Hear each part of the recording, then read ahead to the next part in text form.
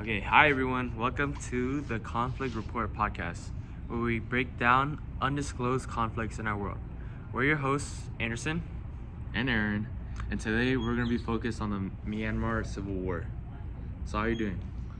Pretty good, getting ready to get this podcast done and get some good views and clicks. What about you? Hell yeah. Yeah, I'm excited, to talk about this exciting Civil War. And yeah, I'm just done with school. I'm just trying to go on to, Oh yeah, summer break. we're gonna be making bank on this podcast. Hell yeah. Okay, so for some background, Myanmar is a country in Southeast Asia and was established as an independent republic in 1948. In 1962, the Tatmadaw first took over the government and has since then stayed in control. Moving forward to 1990, Myanmar had its first real election in decades, and Aung San Suu Kyi crushed the opposition, but the military refused to give up its power. Now imagine getting together with your country and voting for an elected official, like a presidential election, and then after the election you get the news, but then the military just overrules it. How do you feel? That's how they felt in Myanmar. That's crazy, bro. I'll look, be so mad. It would be so rigged. Just What's imagine, the point in it? for real. Just imagine all the no kings protests we have here. But anyways, trying to work with the government, they created a system called discipline democracy, which it was just a way to make it appear like they had a democracy, which they really weren't. In this new system, the military had a fourth of the seats in the parliament, and in simpler terms, it was just a way for the military to veto any constitutional changes. A fourth doesn't sound like a lot of representation, but it's enough, like to stop these big changes. So they end up having the final say, and I think that's the whole point of it. So they don't have, so it seems like a little bit of, like, a fourth doesn't seem like a lot, but at the end of the day, it is a lot. But anyways, in 2015, the National League of Democracy, led by Aung San Suu Kyi, won the first democracy-free election. And this time, they actually validated it. Nice. Okay, so let's break down how this turned into a civil war. The conflict formally started with a military coup that happened on February 1st, 2021.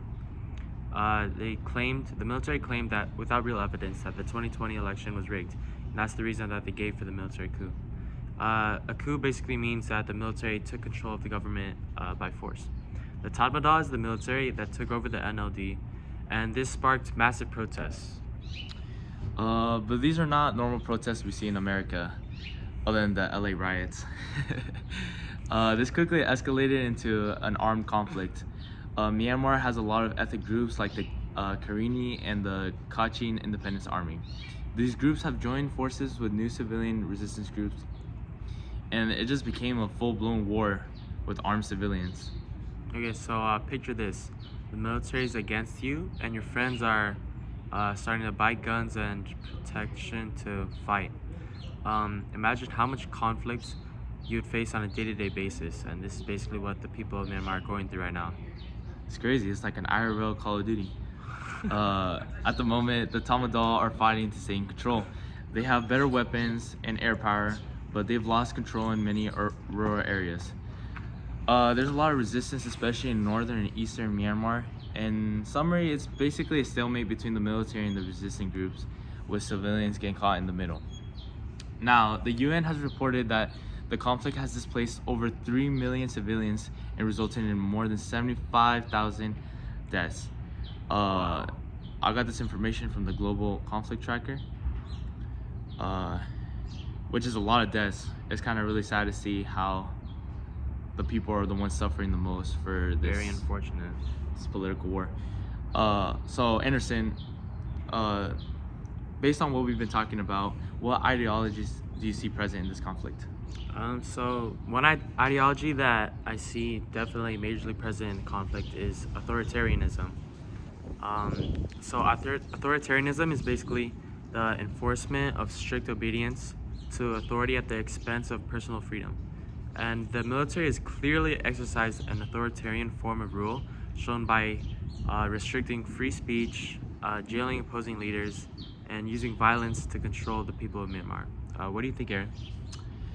Well, another ideology that I saw present was fascism, which is kind of adding on to what you said about authoritarianism, because often they go pair in pair. It's clear that they want to maintain power, and they do this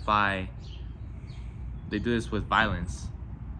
And we also see this fascism through the way they convince and persuade the people that they're in a democracy. Like I was saying before, they have 25% of the parliament seats, and it just makes it so so unfair, because they can just control the final decision. So how do you think this conflict should be resolved? So my solution to the conflict would be that groups in Myanmar that oppose the military and its abuse try to seek consolidation from other countries. Right now, the National Unity Government and resistance groups are isolated, and they need more international support.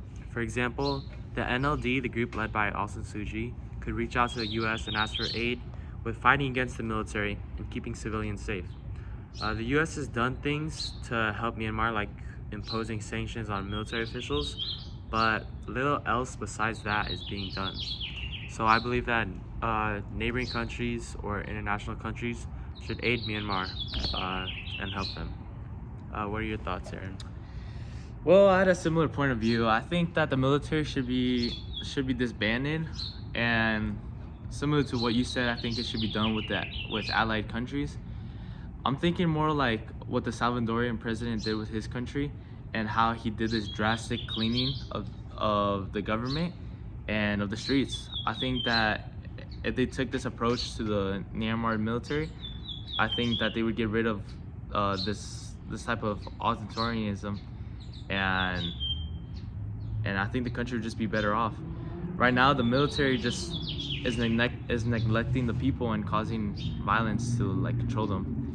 And I just don't think this is the right way to govern a country. Okay, that's definitely valid. So ending off, the situation has been looking brighter for the resistance since the military is continuing to lose control of many parts of the country. However, the country, they still have large control over large cities, and they're also backed up by countries like China and Russia.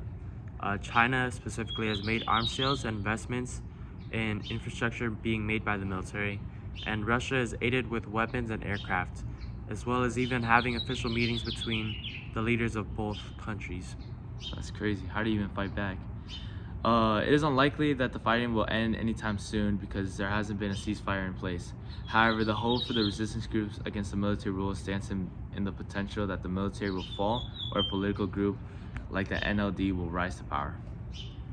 Anyways, that was fun, and thank you for listening. Thank you for listening. This is Conflict Report Podcast signing out. Signing out. Peace out.